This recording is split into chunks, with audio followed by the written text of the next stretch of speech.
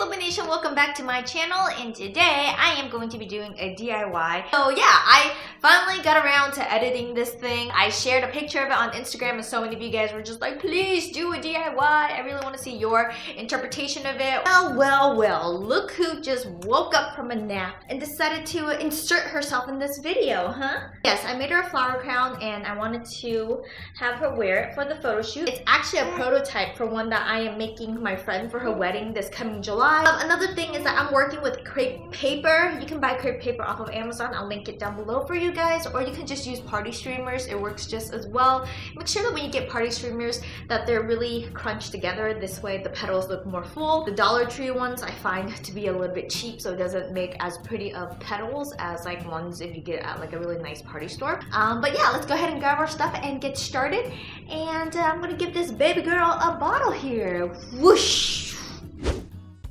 Alright, so to start out, you're going to need some crepe paper, and crepe paper you can buy in a big roll, or it's just pretty much party streamers. So I cut out the crepe paper so that it's 2 inches wide, and then I roll it a few times to create about 10 layers. So I went ahead and cut out a petal pattern, and I cut through all the layers.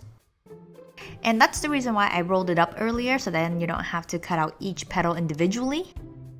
To form the petals, what I do is I just grab right in the middle and I just pull it apart and it creates a cup, and it's actually called cupping. So yeah, you just grab each side of the petal and you pull it apart and it just creates a cup like that, and you're going to do that to all the other petals as well.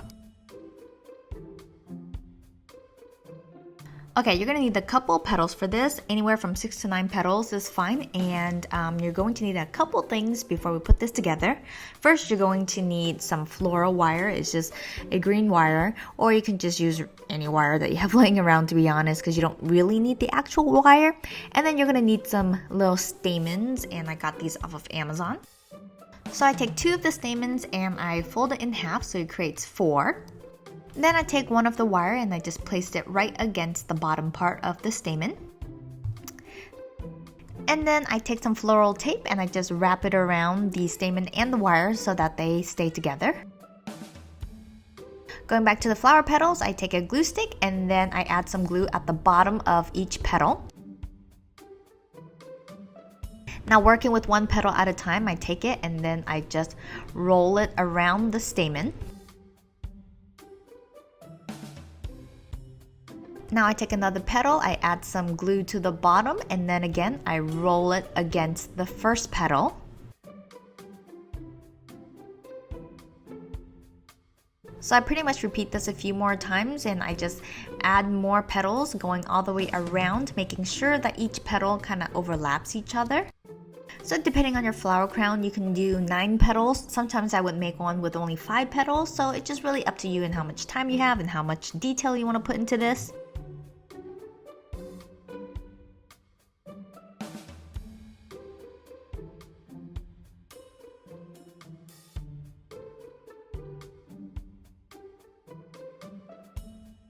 Okay, so once you're happy with the way your flower is, you're going to go ahead and take more floral tape and just wrap the bottom up. I like to wrap all the way around at the very top, and then I kind of just taper downwards. Now you have 2 options. You can leave it as a bud, or you can go ahead and just open up the petals like I'm doing here. Since this is going to be for a flower crown, you don't actually need the wiring. It'll just add too much bulk, so I just gently pull it out. For the next flower, I do pretty much the same thing, but this time around I only cut out a strip that is 1 inch in width and I roll it up. Then I went ahead and I also cut out a petal from all of the layers as well. And then for these, I actually grabbed the petal at the top and I would pull on it, creating a wrinkling effect. Oh, here's a fun, neat little tip. You can do this with 4 petals at a time so you're not spending time on each petal. So when you do this, if you make it with larger petals and you put about 20 or 30 petals together, it actually looks like a carnation, so just something to keep in mind. Putting it together, because I'm making wildflowers, I'm going to use the same stamen process, and then I also add glue to it. I apply it to the stamen, and then I do this with maybe about 4 or 5 more petals depending on what I want it to look like.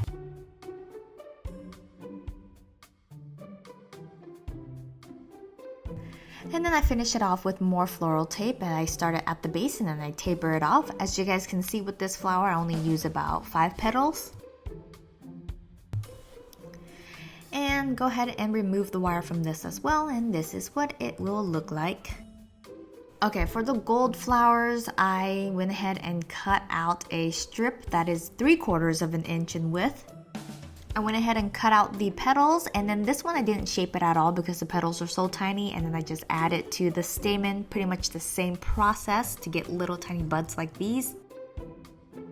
Okay, now moving on to the crown part, you're going to need a long piece of wire. I'm just using craft gold wire. I cut it out so that it measures Grudy's head, and then I'm gonna go ahead and start adding the flowers to it. So the best way I figured out how to do this is to start with a large flower, and you're gonna start right in the center, and I just attach it by using some floral tape wrapping around the flower and the wire. I have a Cricut cutter, so I have all these really fun little leaves that I cut out from it, and I'm just gonna trim it up and also attach it to the flower with floral tape. I just think it's fun and it adds a little something something to the floral crown.